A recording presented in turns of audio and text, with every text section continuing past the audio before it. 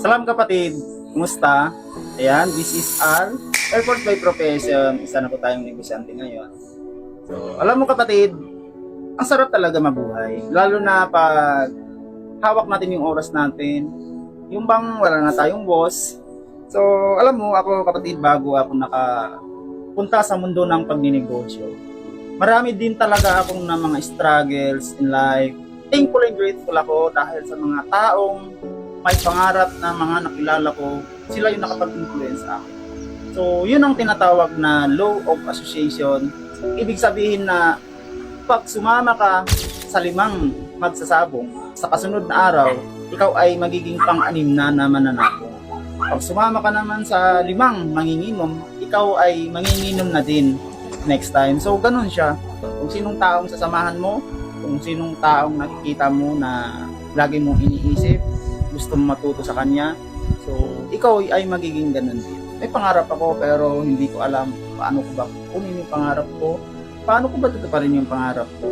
Yes, sabihin na natin, nakuha ko naman yung pangarap kong trabaho, natupad ko yung maging Philippine Air Force. So I'm thankful and grateful dahil syempre may honor tayo doon, respetado tayo, nakatulong talaga sa atin. Pero ito kasi nakita ko din, sabi ko, kaya naman ako nangarap na magkaroon ng trabaho para magkaroon ng sweldo.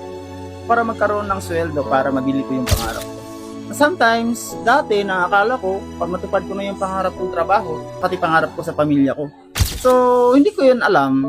Na-realize ko na lang along the way na habang ginagawa ko yung trabaho ko, doon ko na siya na-realize na hindi pala yung trabaho yung magtutupad sa pangarap natin, kundi yung sweldo o kung magkano yung kinikita natin ngayon. So yun lang ang naging way ko dahil kulang yung kinikita natin. Naghanap ako ng extra income. So yun, until sa time naging doble na yung kita ko, sumasahod ako, na may kita ako sa negosyo. So napakasarap pa rin sa pakiramdam na mas marami kang pinagkakakitaan. Sabi nga ng isang tao na narinig ko, motivational speaker, iba pa rin ang meron kang big income. It will make a huge impact to your life and to your family. Pag malaki yung income mo, may boses ka talaga. May boses ka, may authority ka. Isa na rin yun. Kasama na rin yung pamilya doon. May authority tayo sa pamilya, may boses tayo. Diba? Alam mo yung pakiramdam na kahit wala ka sa bahay, pero marami kang napuproduce na pera. Wala ka sa pamilya mo, pero marami kang napuproduce na pera, nakakatulong ka na maayos. Yung may pera pa din yung pinapakinggan doon sa loob ng bahay. Diba? So, wala tayong pera, kahit kasama pa natin yung pamilya natin, is parang wala rin kwenta.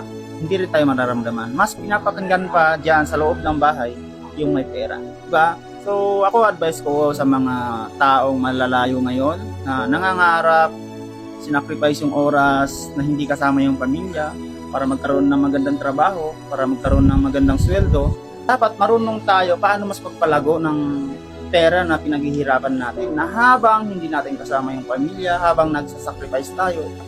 So ngayon, habang malakas ka pa, habang matalino ka pa, i-maximize mo yung oras na mas mapalago mo, mas mababalyo mo yung kinikita mo pagdating ng araw na hindi mo na kayang magtrabaho.